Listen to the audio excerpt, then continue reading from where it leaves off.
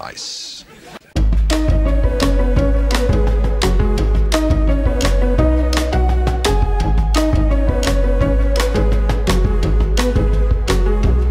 Hello and welcome to another Mr. Betamax video, and this one's a little bit different insofar as it might be a very short video. This is a HF100. We looked at this back, gosh, it must be February this year, and it went back to its owner. It's been performing well and had been laid up for a while. It's a duplication company that own this, and the owner of this gave it a clean, took it out of storage, gave it a clean, and he thinks he might have done something when he cleaned it, as there's now a noisy picture. So, without further ado, I suppose we ought to take the top off first, just have a look at those heads, and then we'll pair it up, put a tape in, see what happens. Let's crack on. Okay, so just removing the other two case screws, or you're taking the other two out, and let's have a look.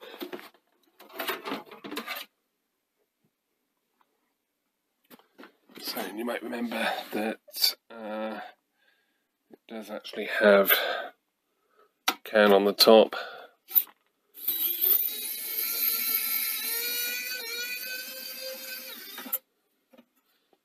Sounds like I could do with a charge on my screwdriver.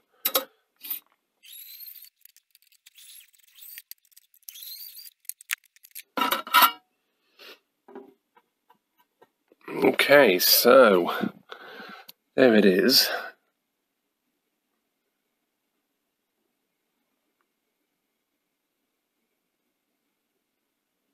I can see heads there.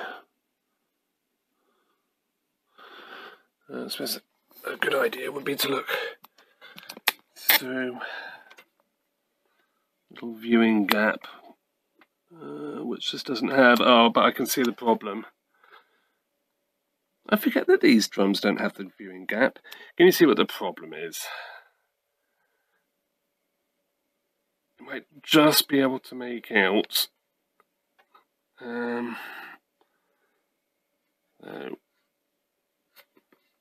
Just trying to get the angle right on the. So you might just be able to make out there's some white on the head chip.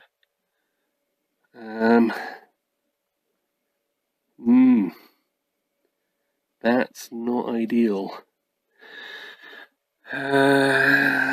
Okay.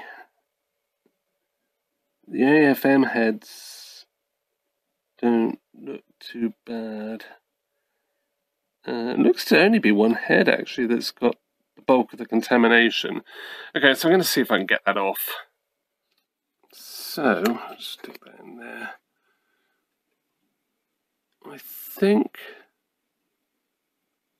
we might be okay.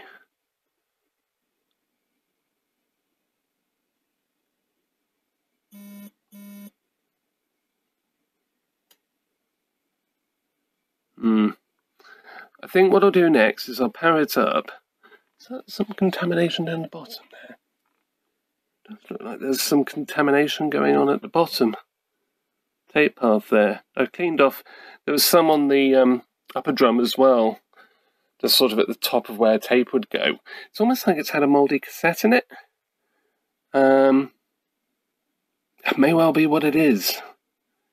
Yeah, so I'll just clean that off, and then we'll put a tape in and see how we go. Okay, so here it goes. Let's just better remove that. Let's power it on first of all. The plug is a little bit. It's been trodden on or something at some point. That's always a good start. The clock's actually fairly bright for one of these. I can't remember if the BU meters were good, but because it's used for duplication, it's not really that important. Oh yes, it's very clunky, isn't it? I seem to remember it was a bit clunky before.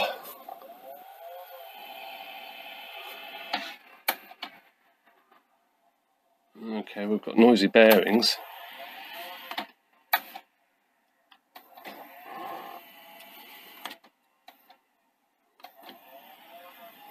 Gosh,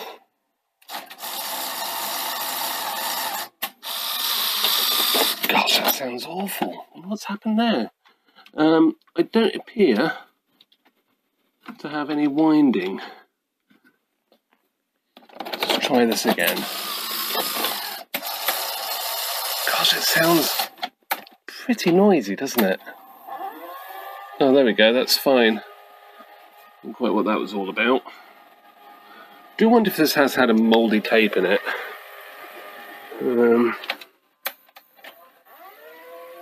And possibly there might have been a little bit of isopropyl left on the drum, maybe. There it goes. See if we get anything at all.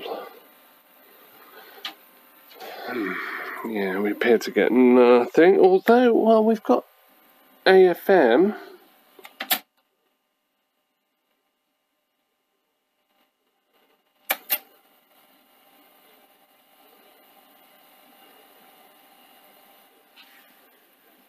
I mean, that's... Oh, no, we haven't got standard audio. Yeah, this isn't a hi-fi tape. See if we get anything at all. Let's try search.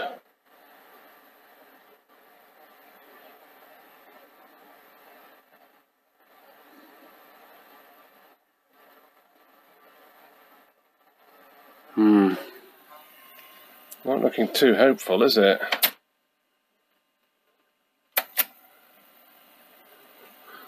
Definitely have to have a look at this.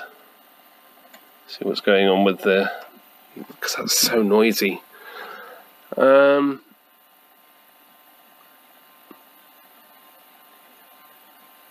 trying to think the best way forward. I'm tempted to take the upper drum off and actually inspect the head chips from above, and to see what's going on, see if we have contamination or a physically broken chip. But at the moment, we are literally getting nothing at all. Just going to try a hi-fi encoded cassette and to see if that gives any more clues. Okay, so I've got a hi-fi encoded one, hi-fi on, and we do have audio. I don't know how clippy that is at the moment, but it's obviously working. So it looks like we've got a contaminated head, video head, maybe both of them.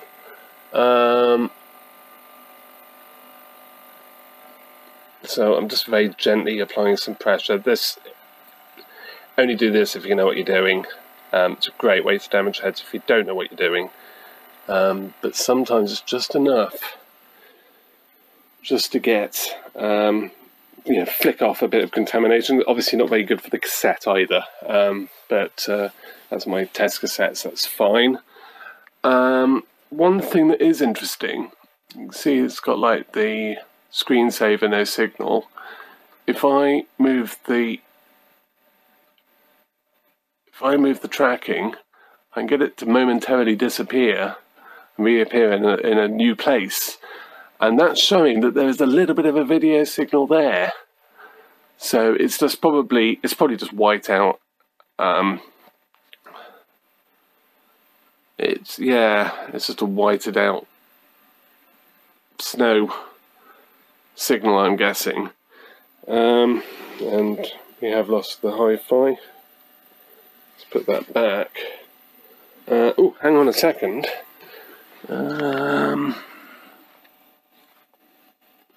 Yeah, so it thinks it's just sound. Just wondering if I can get it to think that it isn't just sound. Yeah, there's no video signal there.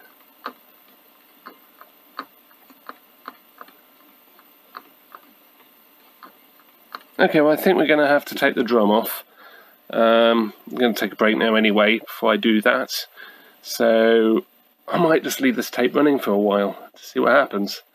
And come back and if it's no better, take the upper drum off and investigate further.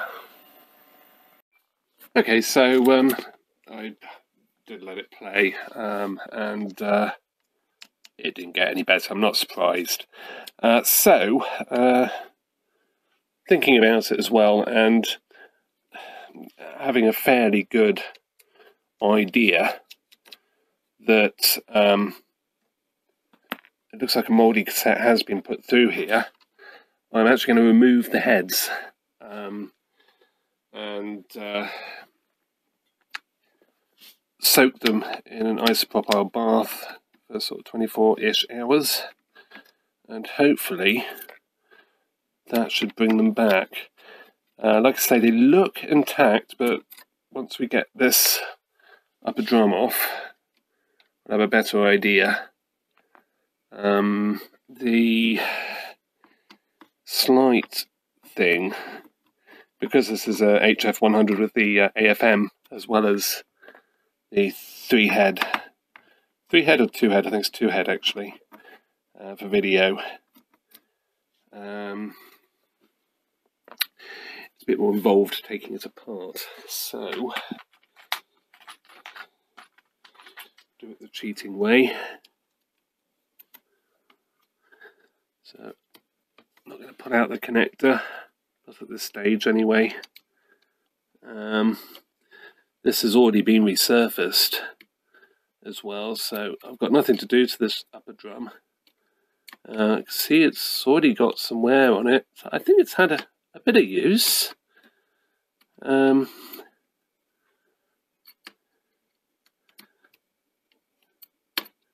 But how much, I don't know. So obviously I've just removed the two screws, hold on the upper drum guide unit.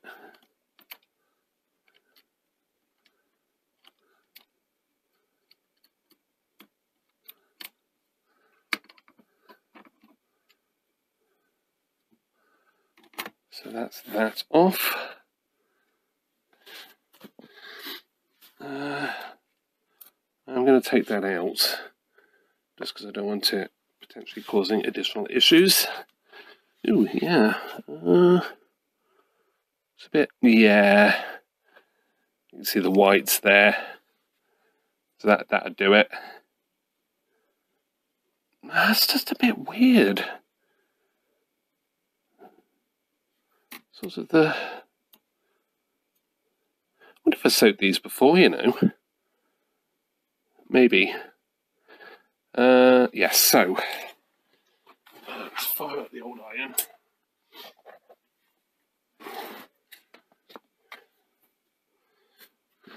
And while that's warming up, I think that's the right one. No.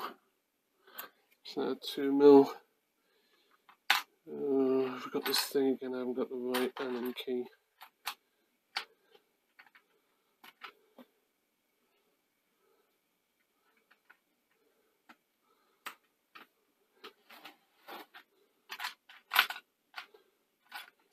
I did have a 2mm.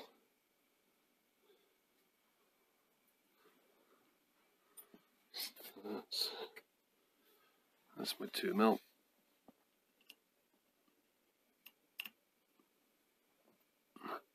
So these shouldn't be too tight because they're not long. I don't think, anyway. Well, yeah, you can see I've soldered. Can't remember. I'll have to look at the video I did on this. I don't know when it came out, because I don't always release videos when I do the work. Either because I've already got videos queued up, or I'm sort of doing lots of machines at once. Occasionally that does happen.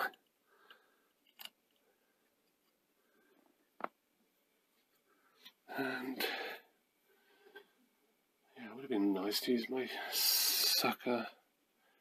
Well, anyway, let's do it this way. Let's do it the old-fashioned way.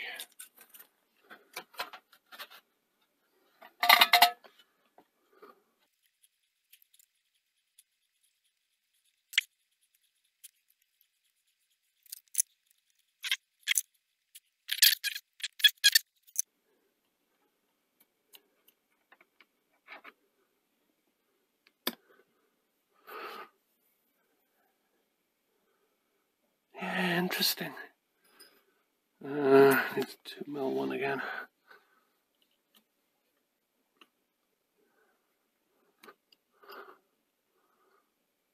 And you don't have the luxury of a screwdriver slot. You could, because these have flats, which you might just be able to get something onto, but I've never bothered, to be fair, because you can't. Gosh, maybe I didn't undo them. Oh yes, I have. I've had these undone.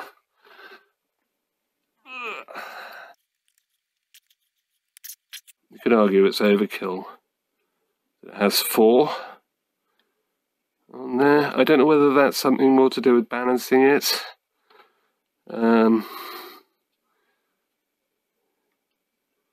Sort of relative weight.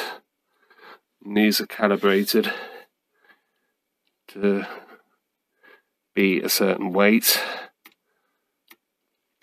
so it's not to cause an unbalanced situation.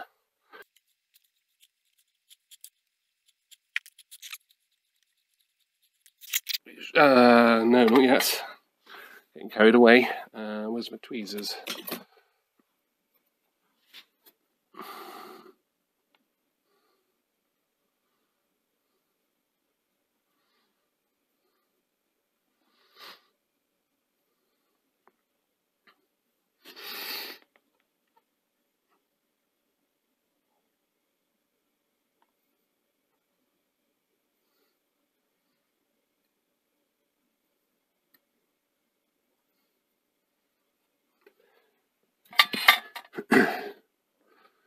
Right, so I'm just going to get it so everything's clear, and they should come off really easily because they've not long been off. So take those off and we'll transfer those to the isopropyl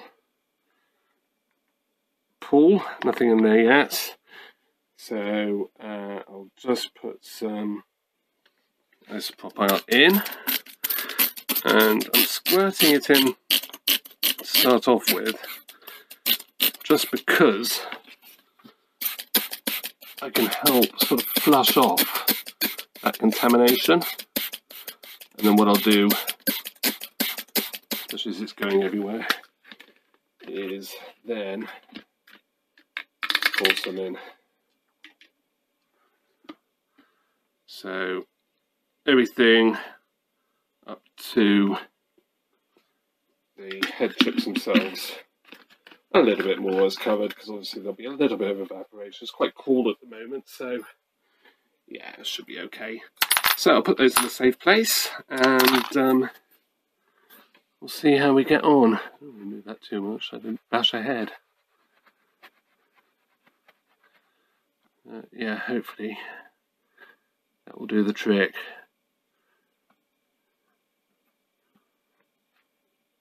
I'll see you in 24 hours. So 24 hours later, and we've lost quite a lot of isopropyl through evaporation, which is no problem because I've been sweating this all through the day as well, and the chips have remained, for the most part, fairly submerged, so I'm quite happy with that. So I was cleaning just with a Q-tip, just bits of the disc, the upper disc assembly, because it was pretty mucky. I mean, it doesn't really matter, but I just thought I'd give it a good clean, or relatively good clean. I'm still seeing some muck there. And then I noticed that one of that video head chips, and I think it was the A channel as well, the white channel, I could still see white on the top of it, albeit rather soggy white. And that to me doesn't suggest that it's mould. It's a mouldy tape. And I was thinking, is it cotton? Like from a cotton bud or something? But no, it's not wrapped around. It's just like sat on the top. So I'm really at a loss to what it is. And what I did, and it's really not a good idea to do this, and I certainly don't recommend this. So if you do it, it's your loss if it goes wrong. But I literally got a fresh end of the Q-tip, of the cotton wool bud, and just sort of drag this very, very gently off the head chip. I don't appear to have damaged the head chip, which is good, but I had to do something, had to get it off, and I don't know what state these heads are in now anyway. So yeah, just fingers crossed that they'll be okay. So, time to move these back to the machine. Let's get it so they're the right way round relative to how they go in the machine, so I don't have to swing them around too much. So, yeah, here we go.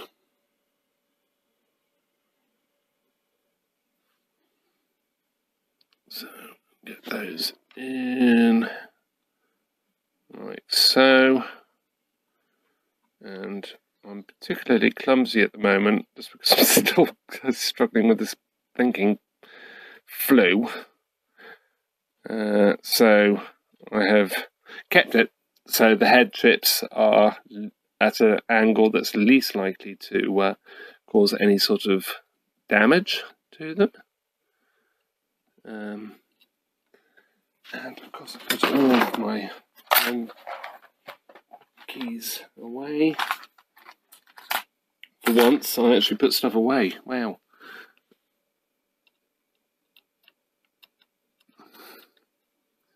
I did sort of give them a little bit of a shake to dry them off. I say them, I mean the heads. And really didn't do a very good job. But still, it's all cool. Don't want to do that too often either. See what I mean? Shouldn't do things when you're ill. Okay. Feeling poorly. So these have washers.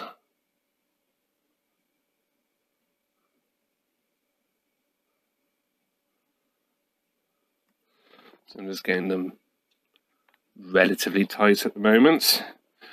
So another washer.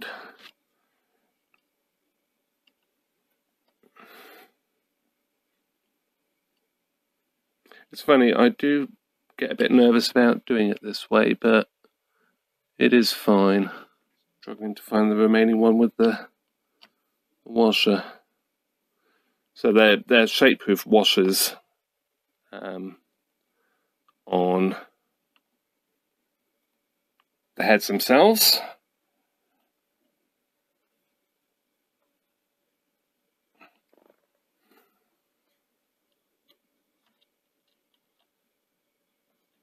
Yeah, you can see, because that one's down tight, that one's now completely loose again.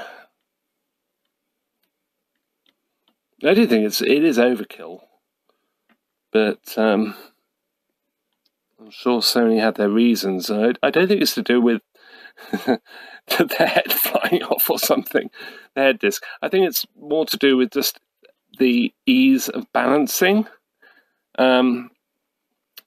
Maybe, I don't know, adding weight to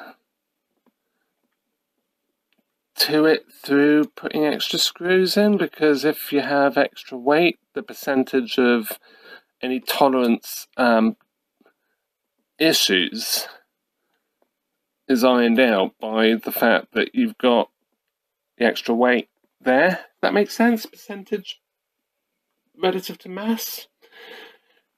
Yeah, that's my theory anyway. I'm going to stick to it for now. Let me know in the comments what you think. Okay, so I shall get the iron out and we'll start reassembling.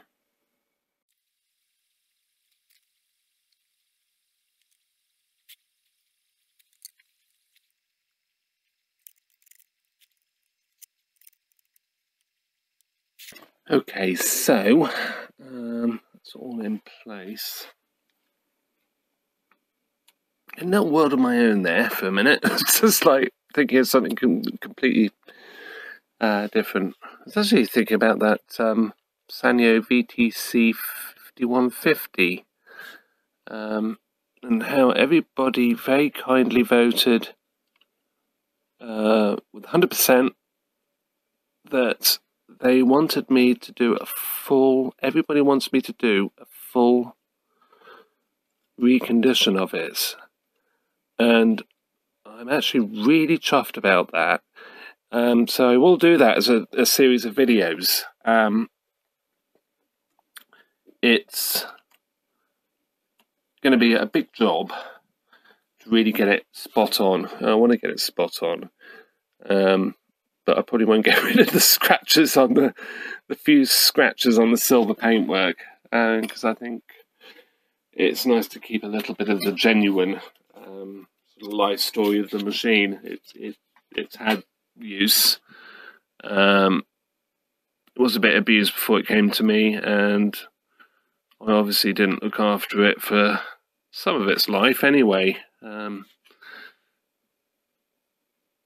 Got used as a tool, duplicate some videos back in the day, and then got shoved in a shed at some point.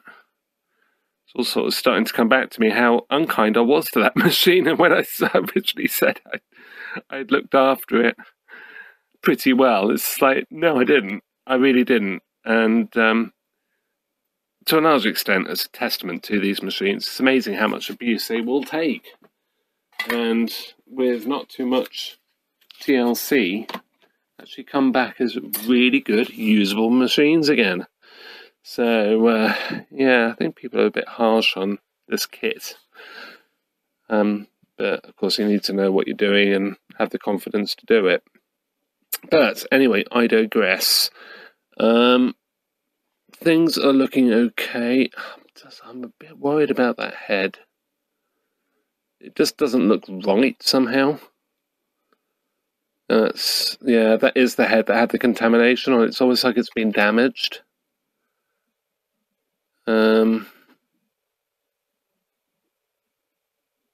Yeah, chip doesn't look right. I have a bad feeling about this, but we'll see. I'm just hoping my eyesight's bad.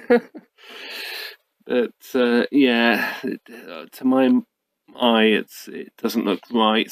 It doesn't look like a proper chip anymore. Oh gosh, that's a good start. So, okay, so I'm putting these screws in before I do the final sort of tighten of the. Yeah, see, that's why I do it, because that is not working very well. If I tighten the Allen key at the back, Allen screw at the back, yes, that's fine. Let's tighten this up. Magic. And then tighten these up.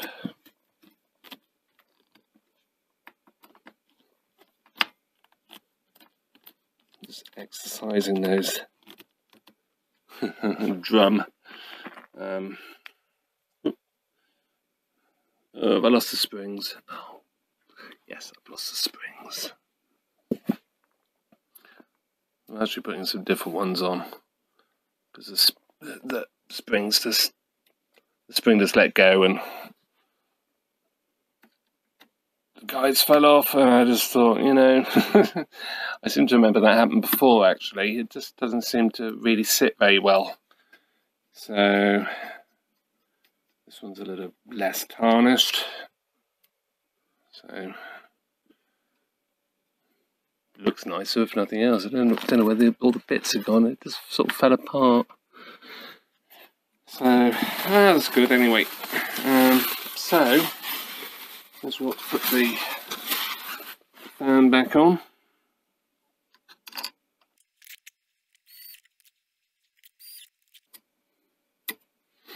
Super. So I suppose we'll have to fire it up and see what happens. Okay, so powered it on. I'm going to put the blank grease as the word tape in to start off with. Just run the heads with nothing sort of happening. at all, no tape. You know what I mean. Just to dry everything off, make sure everything's running nicely. So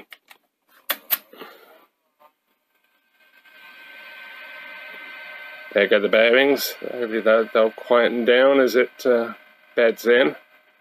But yeah, I'll leave that run for about 10 minutes and then we'll try a tape. Okay, so it's been running for about 10 minutes. Bearings are settled down nicely. Should be all nice and dry. So let's take the blank cassette out. It's so noisy. I'm just going to try just a standard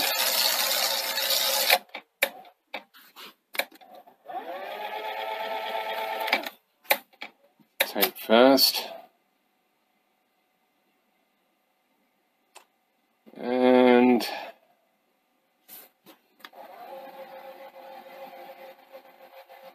I still have nothing.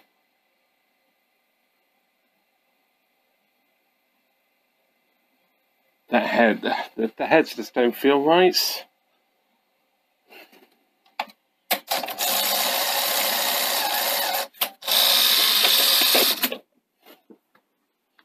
let's have a look.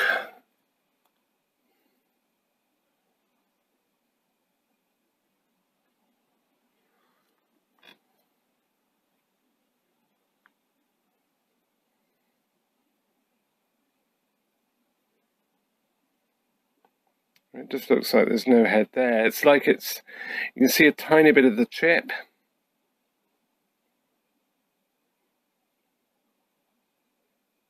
And you can see there you've got the complete head. I just think the end of the chip has got broken off. There's the AFM head.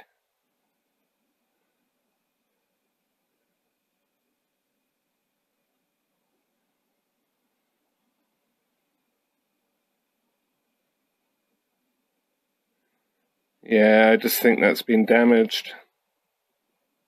Yeah, there's the AFM head, that.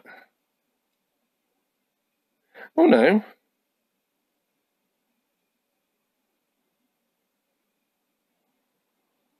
Let's do that again.